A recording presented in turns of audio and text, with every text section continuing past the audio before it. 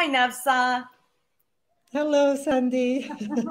It is so nice to talk with you and be here on LinkedIn to share your story about breath as part of our Global Wellness Institute, our Breathe initiative, which you are thankfully a part of.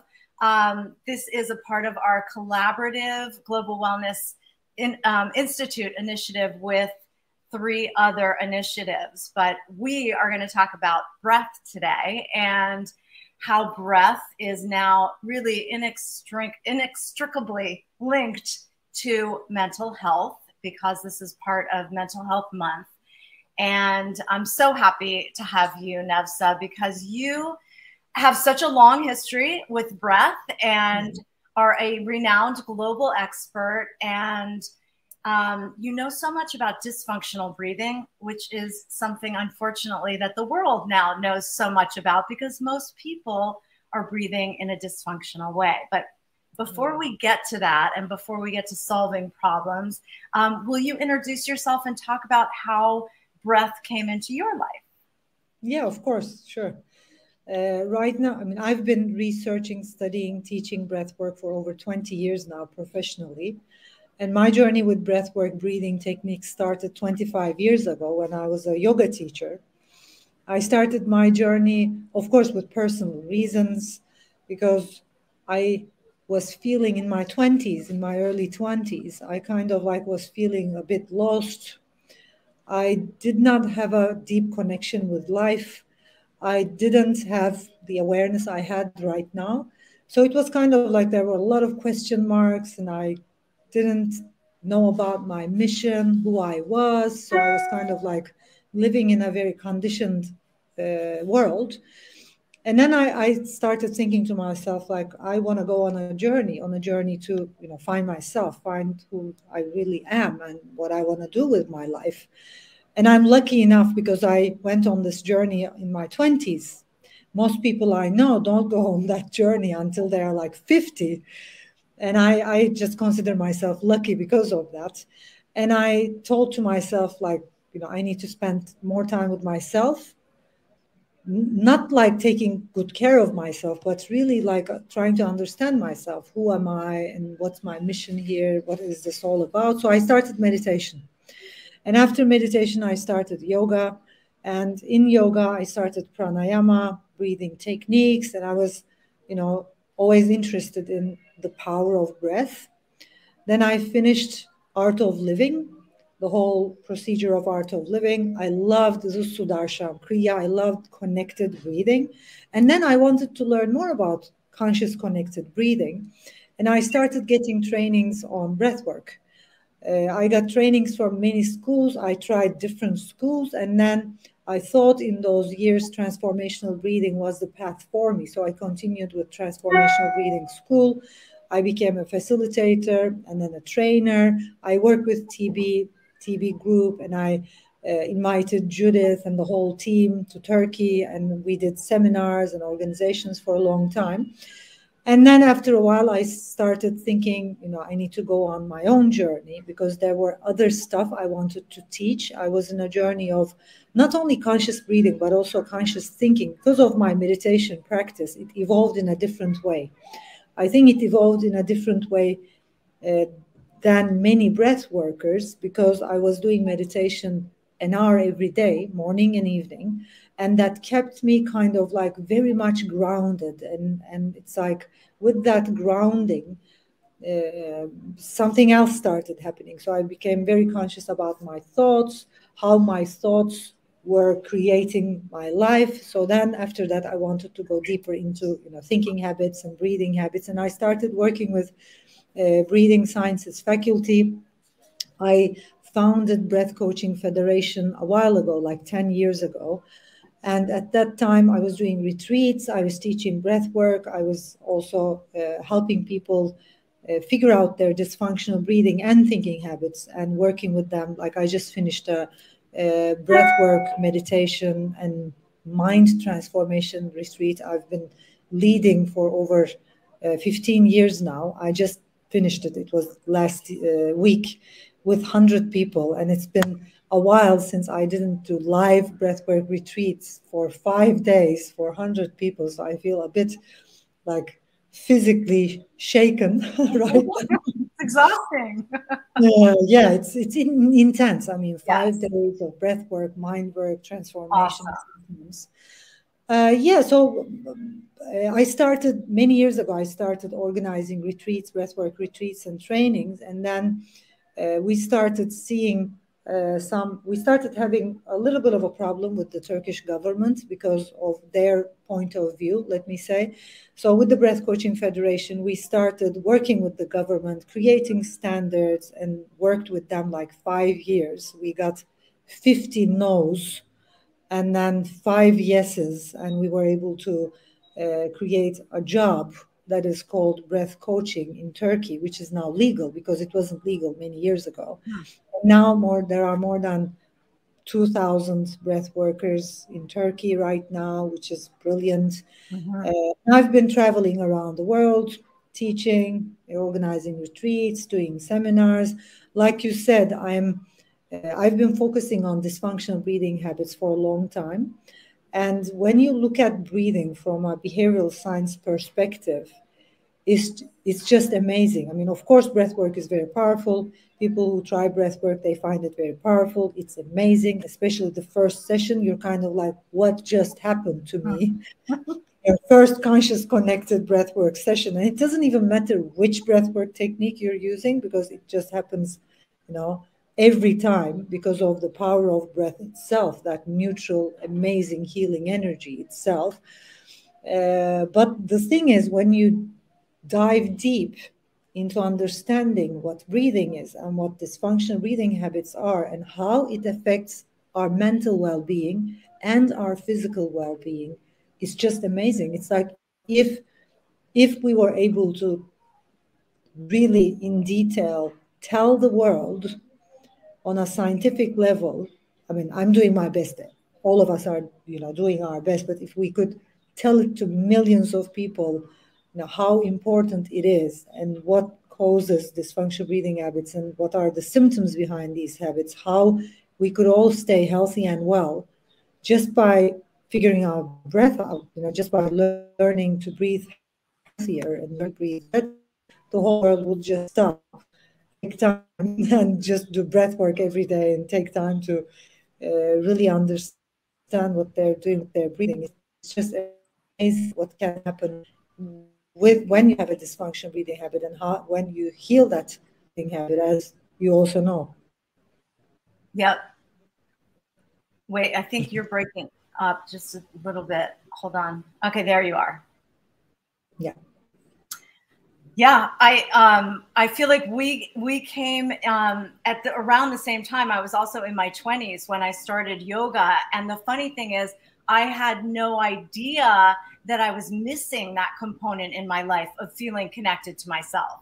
And it took that one aha moment one day in yoga with 3 deep breaths where I finally, like you just said, it's like sometimes that one time where I felt fully connected to myself. And the truth is, then I did go on to take yoga teacher training back in 1995, but I was a busy entrepreneur. I didn't teach yoga. I just used it every day for so many years. And now with people like you who have studied the neuroscience and the behavioral science, I find it fascinating to hear these updated studies too, and say like, oh, now I understand that's why that worked when I did that. Or I never really understood the how, but I knew that every time I breathed in a certain way and made myself feel a certain way because of that, calming or balancing or boosting, that it worked because it is science. It's neuroscience. It's not yoga or, weird abstract stuff. And that's what's so exciting these days, because people need it more than ever. And now it is backed by science and people like you that have that deep background on the research and the neuroscience. I think it's wonderful what you're doing to help explain that side of the process. And do you want to talk about a little bit like of the evolution from the past 25 years? Sure, yeah. It's sure. changed with the growth of technology too. And so how have you seen the way people breathe change along with the way that we've been connected to devices? Yeah, I want to also start from like my journey and how it evolved, because it's also interesting. It's like when you dive deep into anything, you start finding amazing stuff. So it's like for me, breath work, I mean, yoga, meditation. I'm still a classic Vedic meditation teacher and all that, but it's like with breath work, very strange things happen in breathwork sessions.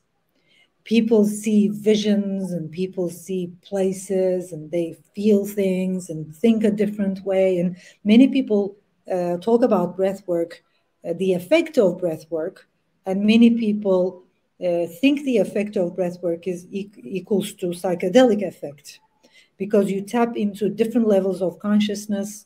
You find yourself in a limitless empty space and very creative space. It's like very strange things happen.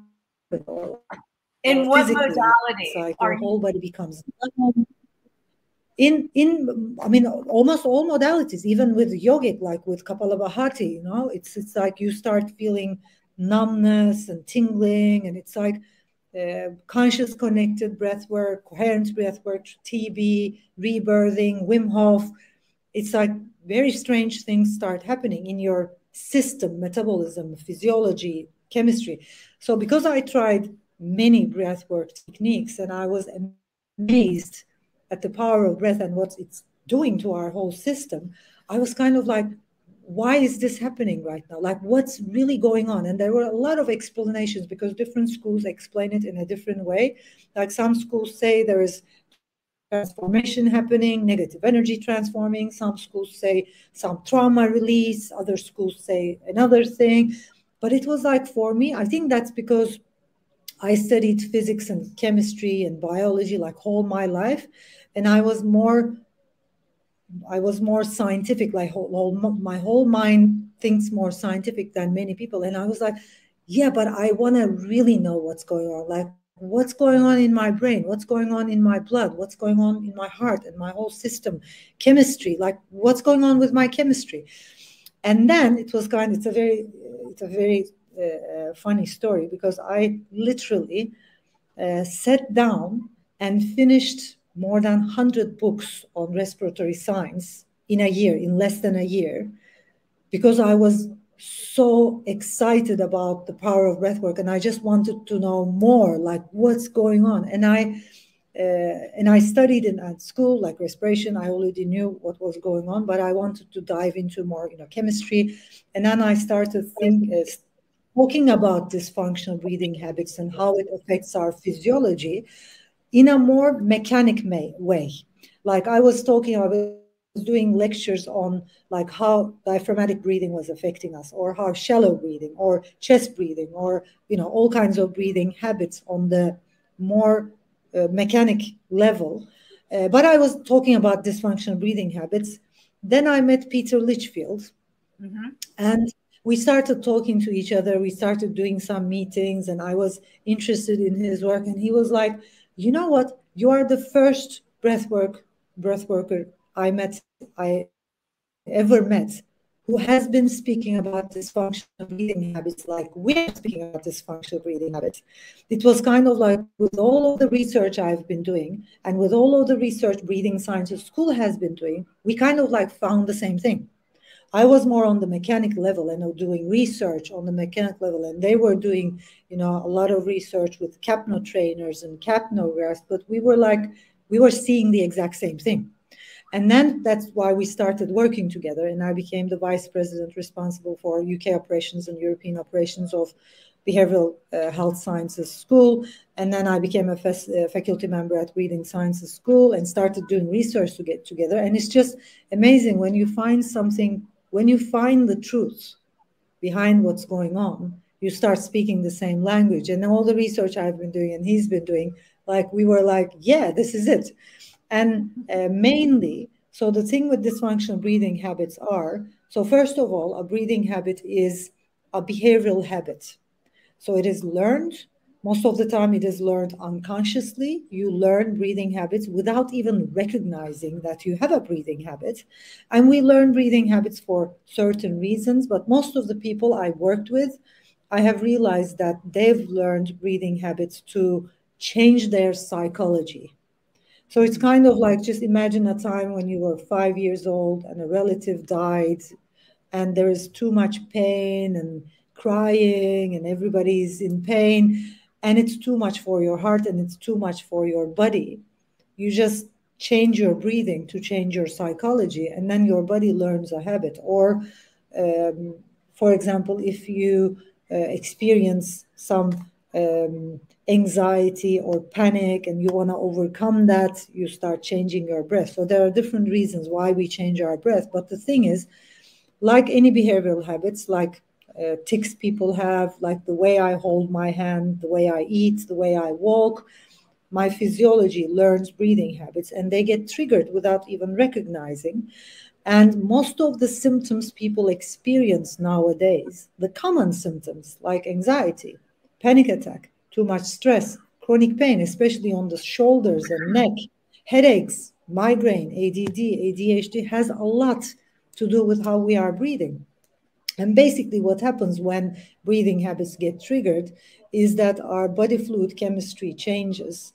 And when our body fluid chemistry goes too much alkaline, we start experiencing symptoms. Or when it goes acidic, we start experiencing different symptoms. And a balanced, as most people know, a balanced body fluid pH is very important.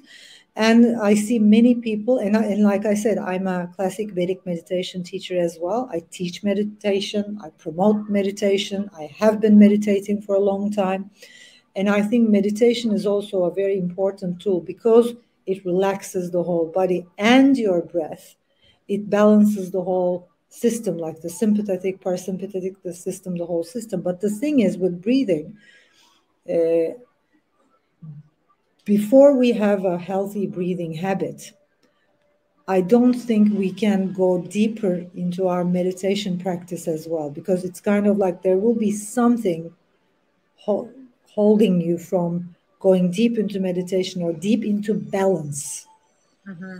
And for me, with all the research and with all the work I've been doing on the mental level, physical level, on the pH level, and also in, when we speak about the thinking habits, balance is the key. Mm-hmm.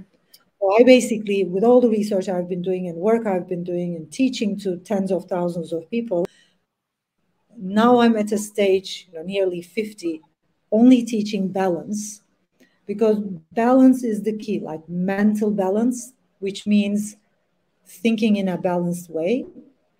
And unfortunately, there are a lot of people who are trying to be positive nowadays, and it's affecting our mental health, because thinking, first of all, it's not possible to think positive all the time. Second of all, your whole system, even your body fluids or your body, needs balance. And a balanced pH is a combination of alkaline and acidic, and a balanced thinking habit, a balanced mind. A healthy mind is a mind which thinks in a balanced way. A breathing habit also, a healthy breathing habit is also a habit which is balanced, which balances the sympathetic and the parasympathetic system. So, I've been teaching balance, and I've been leading people into balance, thinking balanced, breathing balanced for a long time now.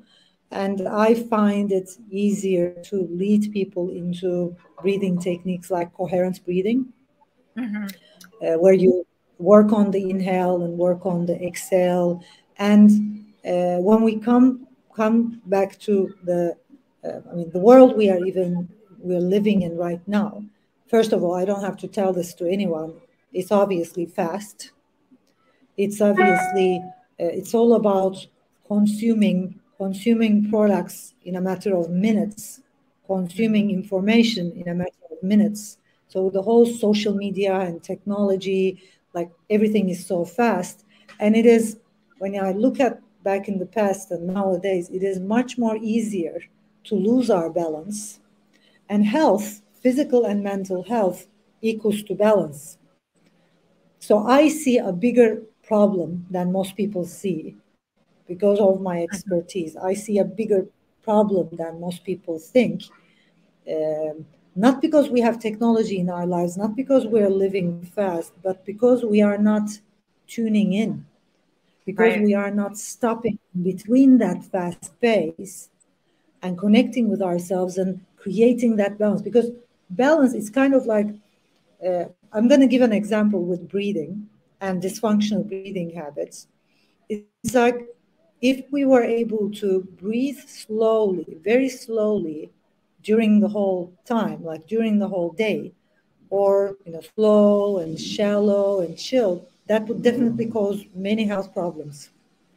But if we were breathing fast all day, that would cause many problems as well, because our body, our whole respiratory system needs both.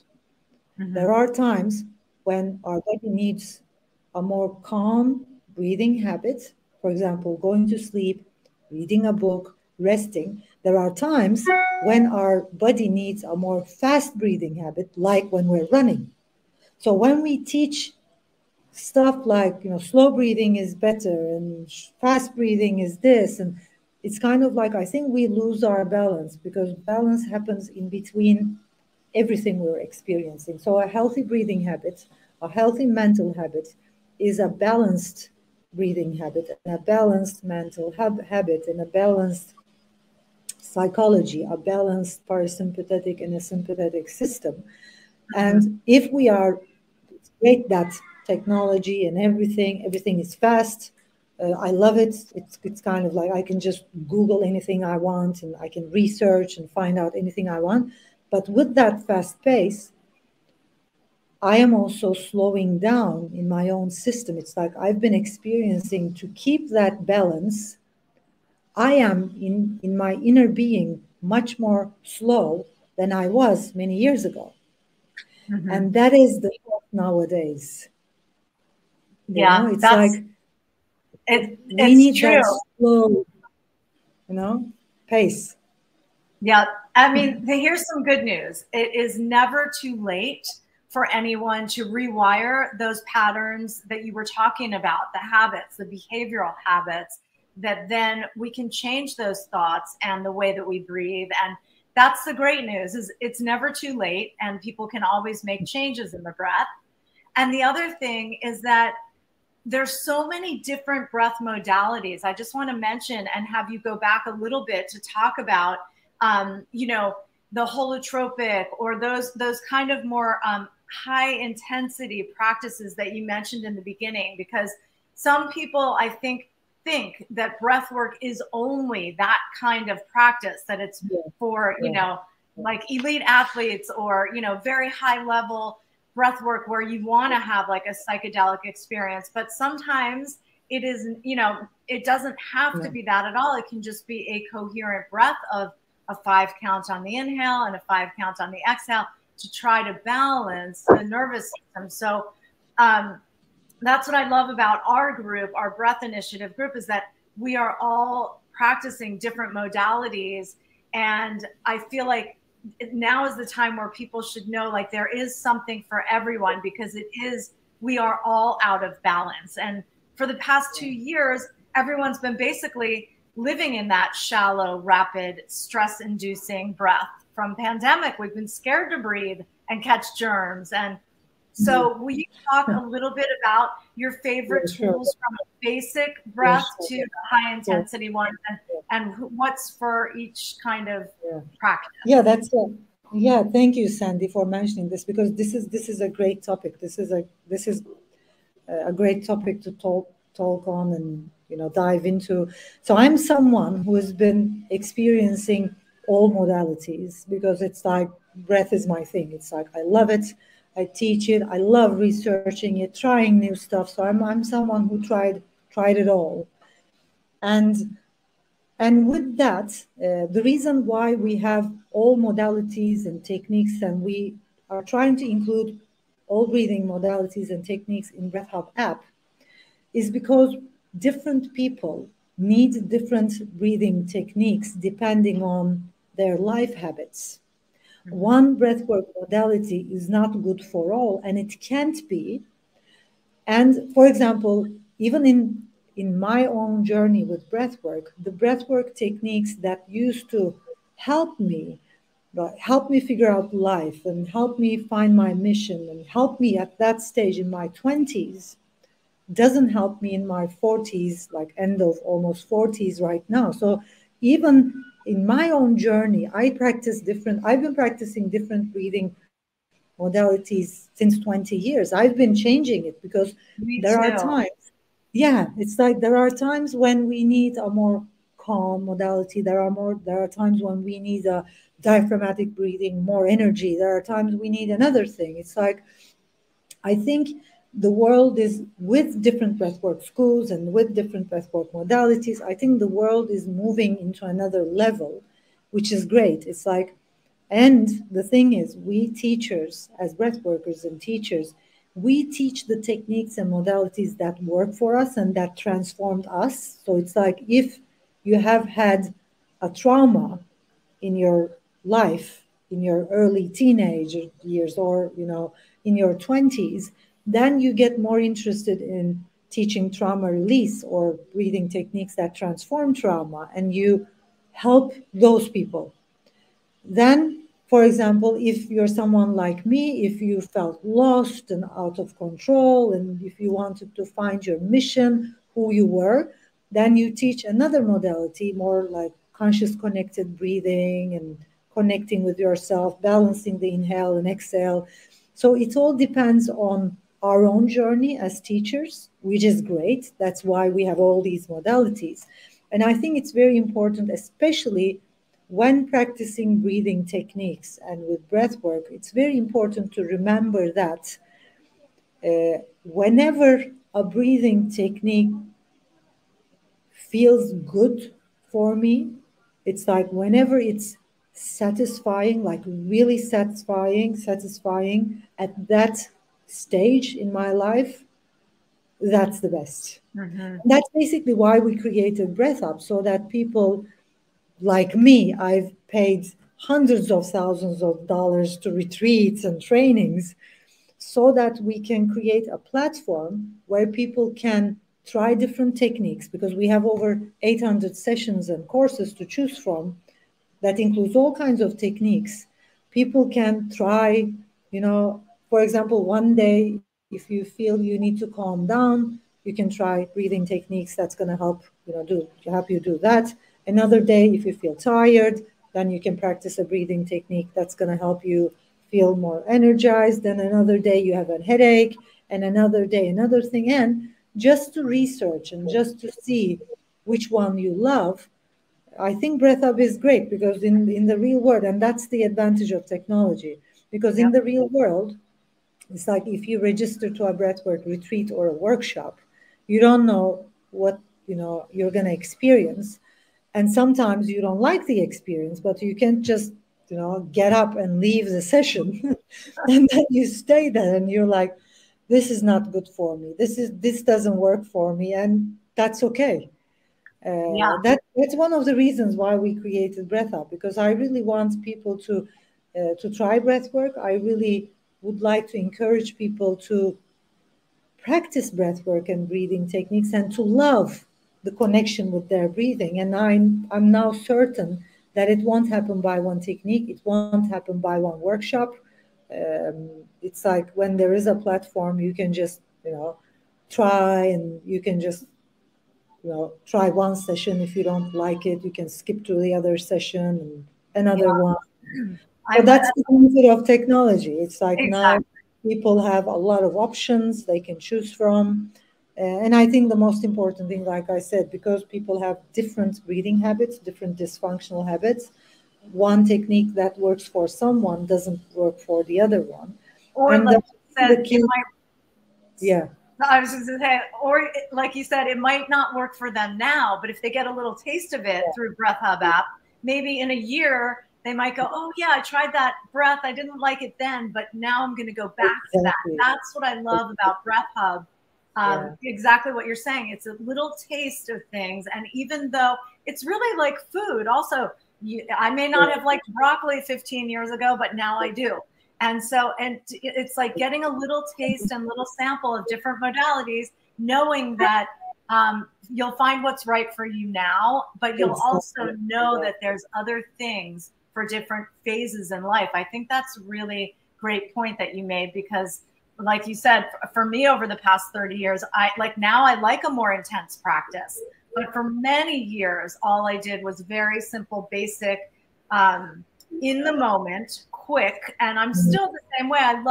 I say that breath is meditation at the speed of life, because I'm one of those people that I do breath constantly throughout the day, but I don't sit still and make time to meditate per se. I do it while I'm doing other things. And so you're right. And that's pretty much what I like to share is that type of breathing. And that's why, that's why on Breath Hub, you're right about what's great about it is that also the teachers share from their own personal experience of whether it's trauma or whether you want in the moment things or whether you want intense breakthroughs and different experiences. And that's what's exciting about breath at this time, because yes, even though it's been around for thousands of years, it hasn't been seen. It's been such an underutilized, it's been such an underutilized tool that I know we're both on this mission to just let people know, like, just try it. And it's like yoga. There's so many different kinds. There's, yin for relaxation, or there's power flow, and there's everything in between. So I think what we want to leave people with is this knowledge of knowing there is something out there to help you change the way that you breathe, not just physically, but behaviorally, right? Yeah, and I'm going to say one more thing on that. I usually start my breathwork trainings and workshops, or like if I'm doing an intro, I think the reason why we're underestimating our breath is because we don't stop and think about it. But when you think about it, it's like we take our first breath, we get born, and then we breathe in, we breathe out, breathe in, breathe out, inhale, exhale. We give out our last breath, we die, and in between, we breathe in and out, and that's basically what we call life. Mm-hmm. It's just that. It's like your life equals to your breath. You take your first breath, you're alive, give out your last, death. So the quality of your breath, how the more functional you breathe means the more functional you live. The quality of your breath determines the quality of your life. It's like the better you breathe, the more healthy you'll get. And it's like we also know for a fact that people can live without water, food for weeks and months, and like abortions, they live without food and water for years, but without breath, just a couple of minutes. So it's like every time, I mean, that I've been reminding that to myself in the beginning. I reminded myself in the beginning, and I still practice breath work whenever I can. It's like whenever I stop and take time to breathe in more air, whenever I take time to connect with my breath, I am getting much more healthier. Mm-hmm. I will have more energy. I will have more oxygen in my cells. I will have more awareness and more focus. It's kind of like, when you think of it, my brain, my organs, my tissues, everything needs breath. Yeah, all the vital organs. The most important thing is when you research on breath, the oxygen we take in and the other gases, they turn to ATP, which is pure life energy. So if we have problems with our breath, we feel restless, we feel tired. If you have problems with your breath, you won't have enough oxygen in your brain, and you won't be able to focus and concentrate. And no wonder why so many people are trying to meditate and they can't. Mm-hmm. Because it's like, that's why I'm a teacher who promotes the fact that we first need to, if you want to be healthy, if you want mental health, I think you first have to have physiological health and physical health. Because if you lost your physical health, for example, if you don't have enough oxygen in your brain, how are you going to meditate and how are you going to have more awareness? Your brain isn't functioning well. It's like that simple. It's like if you are breathing dysfunctional, if you have a problem with your breathing, your body, your brain, your heart, your organs are not functioning well. So how are you going to sit down and meditate and have mental health or calm down? It's like if you have problems in your muscles, if you have problems in your tissues, and I'm kind of like amazed how people don't get it and they jump into because it's a trend and they jump into mental health practices without even focusing on their physical health, without even focusing on their breath. It's like if you're not fully alive, there is no mental health. Your body needs that life energy. Your brain needs that oxygen to function. Yep. And then we can talk about mental health. That's so true. And when we optimize our respiratory system, yeah, everything else is optimized. Metabolism, detoxification. I've noticed such a difference in cognition and all of that. So it's true. How would you, if somebody's watching this and they don't even know if they have dysfunctional breathing, how would you have people like, realize that? Yeah.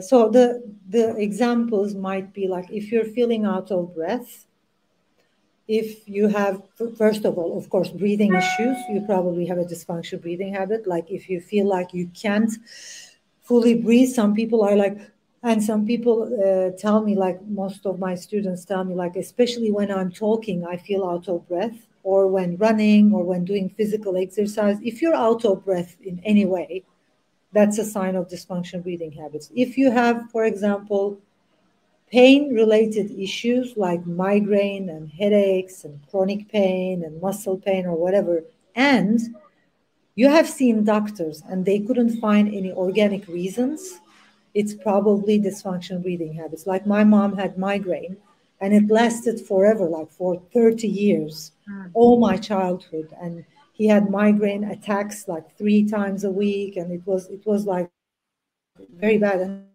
she went to many doctors, and they were saying like there are no organic reasons. It's like they checked her brain, veins, everything, and they were telling her just try to calm yourself down, just try to be less stressful and live your life calm. And it's like it's not the answer. And then when we checked her breath and when we started practicing breath work every day, her migraine started healing, her headache started healing, and she doesn't have a headache for the past 10 to 11 years now. And it wasn't psychological, it was chemical. She was an overbreather. She was hypocapnic, so she had low carbon dioxide levels, which led to not having enough oxygen in the brain and vasoconstriction. And in the end, she had headaches. And there are many people who have headaches and migraine and chronic pain just because they don't have enough oxygen in their cells, in their tissues. Or ADD, ADHD, for example, with ADD, ADHD, attention deficit problems, concentrations, anything to do with the brain. On top of the organic reasons, you might have a dysfunctional breathing habit, and it might be making the whole thing worse, or the symptoms might be just because of a dysfunctional breathing habit. And also symptoms like depression, sleeping disorders. If you feel in fear and panic and lost and can't think straight, if you feel tired the whole time. Of course, depression is also a dysfunctional breathing habit. I usually tell my students, if you have symptoms, just check the symptoms of hypocapnia or hypercapnia, because dysfunctional breathing habits will either lead into hypocapnia, lowering the carbon dioxide, or hypercapnia, which is a high carbon dioxide level. Just check the symptoms, research. If you have any of those symptoms, And if you have gone to a doctor and they couldn't find an organic reason why you have that symptom, anxiety, panic attack, and doctors usually call it psychological symptoms, I think it's psychological. You have a headache, nothing wrong with your system, psychological. It's probably dysfunctional breathing habits. It's probably chemical. I call these symptoms like not psychological, but chemical symptoms, because dysfunctional breathing habits basically change our chemistry, and a functional breathing, regular breath work, again changes our chemistry in a better way. And we know it's kind of like, that's why, especially like using an app like Breath Hub, our body, our system knows. It's kind of like, I think finding the breathwork technique that works for you, it's kind of like, just imagine a time when you were really hungry and you were feeling bad about it, like really hungry. And then you are craving for some food and you eat that and you feel fulfilled. So the right breathing technique for you is going to lead you feeling the exact way, because it's going to lead you into a full satisfaction. So just check that. It's like, try one breathing technique. Are you satisfied? If not, try another one and find the one that works for you. And the way we created Breath Hub is, as you know, with categories, because different breathing habits lead to different symptoms. So if you are feeling anxious or if you're feeling panicky, we know how you're breathing on the mechanic level and also in the respiratory level. And we have breathing techniques and breathwork modalities that's going to help you calm down the anxiety and panic attack. If you have headaches, we again know how you're breathing. We lead you into that one. So it's with categories and it doesn't go wrong. And we also have, as you know, a breath analysis system where you can analyze your breath and learn more about your breathing habits and lead, and go on a customized journey. I think just go with, trust yourself, trust how you feel, just try to, just your goal should be that satisfaction and that fulfillment that comes with breathing. Yeah, I often sort of, I feel like breath is analogous to food in a way. And I explain it to people just sort of like you did, where I'll say like a calorie isn't just a calorie and a breath isn't just a breath. Quality matters. So you could eat sugar all day, you're not going to feel good. You can breathe, shallow, rapid chest breath all the time, you're not going to feel good. So you make a decision to have a healthy leafy green salad for lunch because you know you're going to feel better. And it's the same thing with breath. You've got to intervene and make better choices, or it's as if you're consuming sugar all day with dysfunctional breathing. And so that's why I think the conversation is so important, just to let people know that it is a choice and that, sorry, it's like a, did I lose you, Nevşah? Hopefully you're coming back. Okay, yeah, there you are.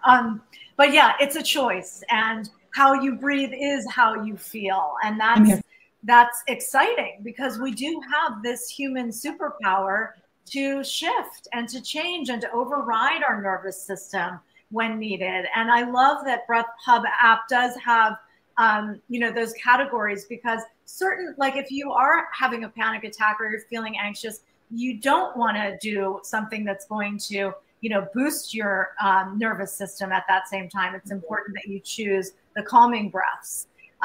So that's what's great about that is to categorize things. And when people get to that point where it has manifested into those physical symptoms of migraines or stomach aches or brain fog, it really is important to know that breath is there for people, that you can turn those things around very quickly by learning how to change and train your brain. And that's what I think is so exciting, for everybody, and so exciting for Breath Hub app, because it's such an incredible resource for healing and nourishing. It's exactly what we all need right now.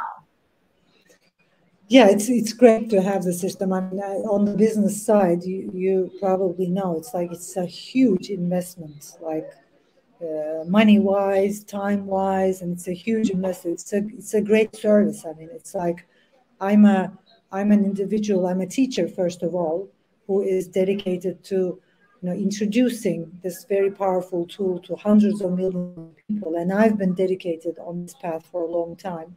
And I really, really, truly wanted to create a product, thanks to my two co-founders and my team as well, that will help people gain a daily habit and practice breath work and learn about it and analyze their breathing at a much, much lower cost. And that was kind of like my dream, because I mean, it's probably not like that in maybe America or United Kingdom. It's not like that, but it's like I'm originally Turkish, and like 70% of my students are Turkish, although some of them live in Europe. Most of them, like 50%, live in Turkey. And the economic situation over here, like I have had people begging me to have them in the retreat, but they didn't have the money. But it's like I just can't help them, because then it doesn't make sense. It's like it doesn't make sense to the other people who can pay. But it's like I've been in this field and I've seen so many people who really truly need breath work, and I know breath work can change hundreds of millions of people's lives. And Breath Hub has been my dream for many years. That's what's brilliant about technology, because now I can serve to millions of people, create a product at the lowest cost possible for anyone to use it, that offers hundreds of breathing techniques that people can start building a daily habit. That's just brilliant. That's just Yeah, I'm so grateful. I I'm so know. grateful we were able to do this. I'm grateful that you have it as well. And I feel like also breath is one of those free resources that levels the playing field for wellness and mental health. Everybody has access to breath. It's free. It's always within everybody. And so even if they go on Breath Hub and they learn a few tools, like that's all people need, is just to learn one or two tools to keep optimizing their breath work and learning. And that's why it's important for everyone to share breath as well, because it is free. So if people go learn on Breath Hub or at a retreat or anywhere, I encourage people to share the conversation and also share breath tools, because you never know. One simple deep breath can change someone's life. I've had several workshops during pandemic where people say, oh my God, I don't remember the last time I took a slow, deep, nourishing breath, because we're all, and so just know that you can change someone's life by sharing a simple breath tool. So I'm grateful for you, for the work you do, for Breath Hub app, and I'm excited for everything that is going to come from all of the work that we're all doing in breath right now, because I really think it is such an incredible tool for healing, and for healing all of the chronic inflammation and disease that's happening in the world, the stress, and to balance. I think exactly what you teach, balance, is so key right now. So thank you, Nevşah. Where can people find you and connect with you? Breathhub.app is our website, and the last thing I want to say is breath work is the most powerful health prevention technique in the world. It's like just beside the whole healing and easing and everything, just if you want to keep your body, if you want to keep yourself healthy mentally, physically, psychologically, practice breath work every day for 5 minutes. That it's going to do that. Yeah, it is. It's magical. It's a human superpower. Thank you, Nevşah. I look forward Thank you so much. I look forward to seeing you in person one of these days. Yeah, hopefully. Let's see. All right, take good care. Thank you. Thank you too.